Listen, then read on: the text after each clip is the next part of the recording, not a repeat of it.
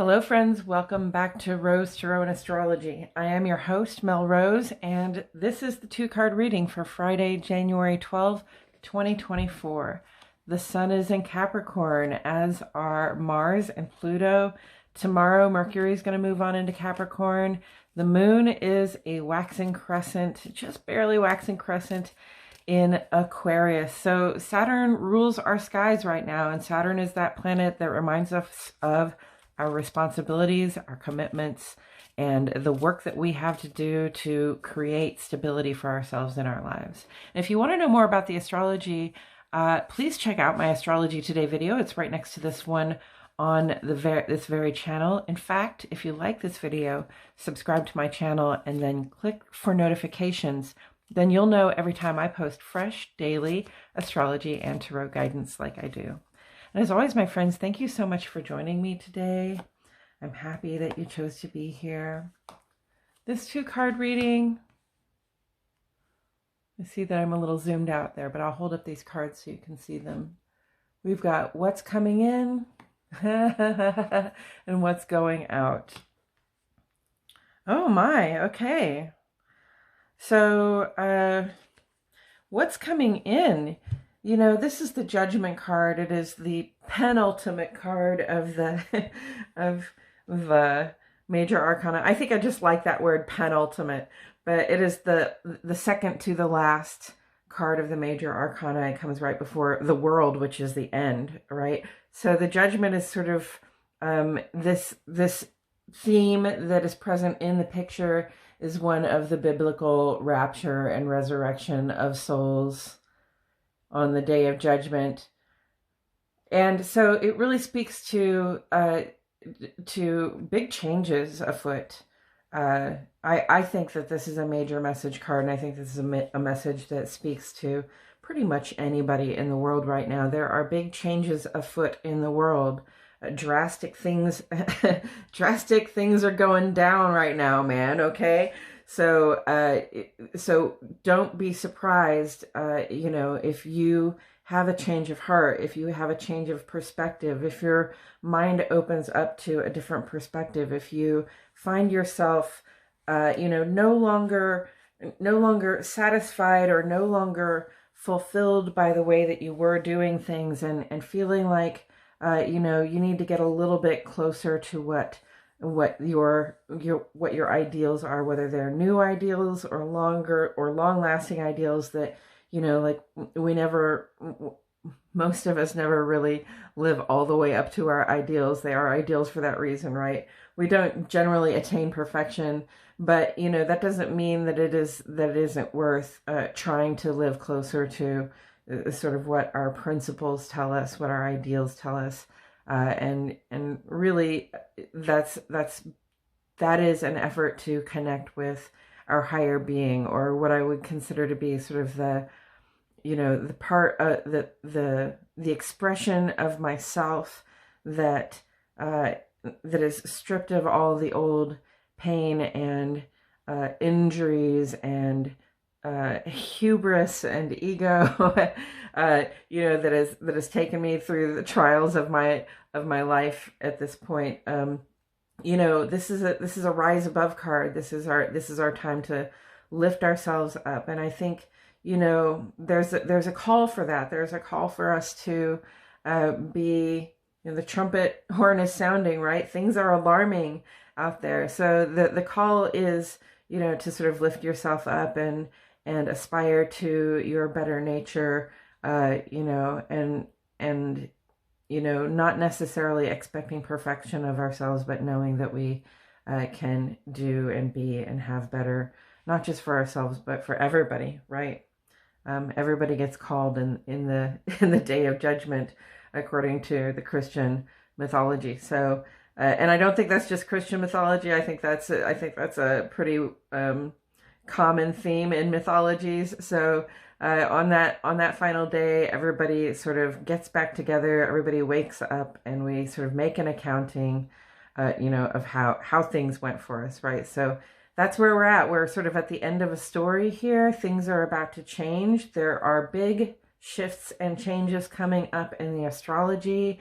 There are big shifts and changes that we can see out in the world happening, not just on a personal level, but community level, national level, and worldwide.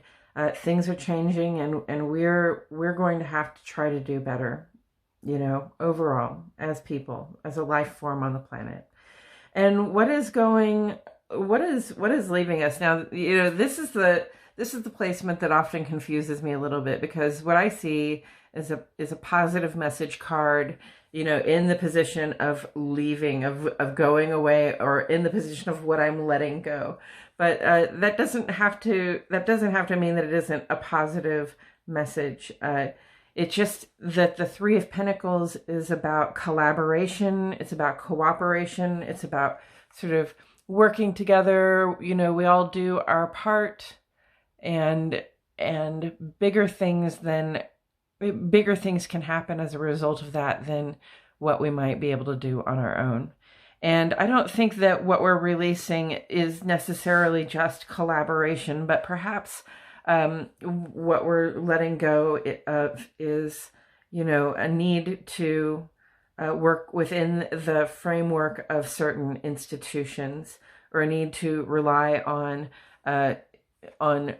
sort of older methods of networking and support. And the term that comes to mind is like a good old boy network, right? Where it's not really about your skill or your ability, or maybe it is, but it's very much about who can get you that job, who wants to let you in on their project so that you can all benefit from it.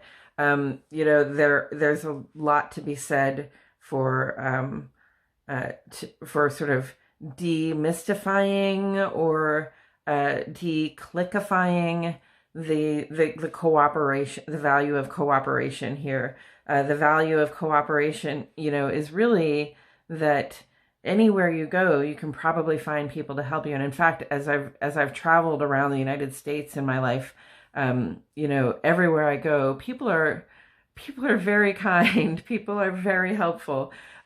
People will give you the shirt off your back, especially if you're out there in the world sort of traveling, or you don't really know anybody. It's interesting to see how kind people can be. And so we don't have to rely on those networks that we have always relied on.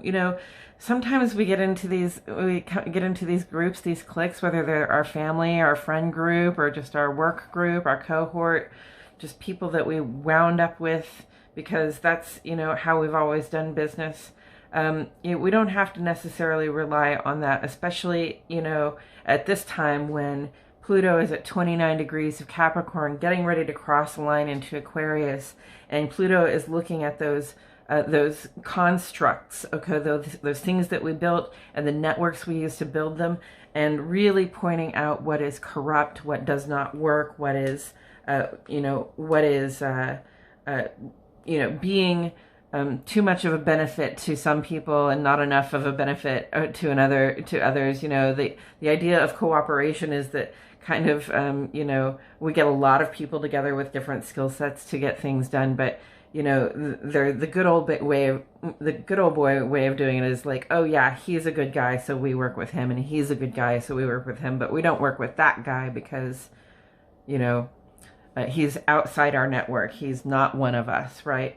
So a little bit more inclusiveness, right? To me, this smacks of a sort of an exclusive, and the word exclusion, is there for a reason. An exclusive sort of collaborative club where things can be a little toxic in that environment.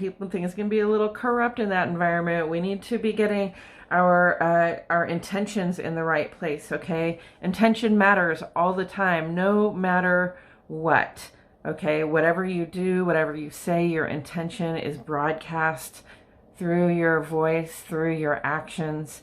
So, even if you think you're doing the right thing, if you're doing it the wrong way or for the wrong reasons, it often doesn't anymore these days, doesn't work out as well as it might have in the past. Okay, so we have to make sure that the things we're doing, that the people we're engaging with the situations that we're collaborating in, taking part in, we're doing it for the right reasons, and the people who are there with us are doing it for the right reasons too, with the right frame of mind, with the goal to help uplift everybody and not just, you know, sort of enrich a few people.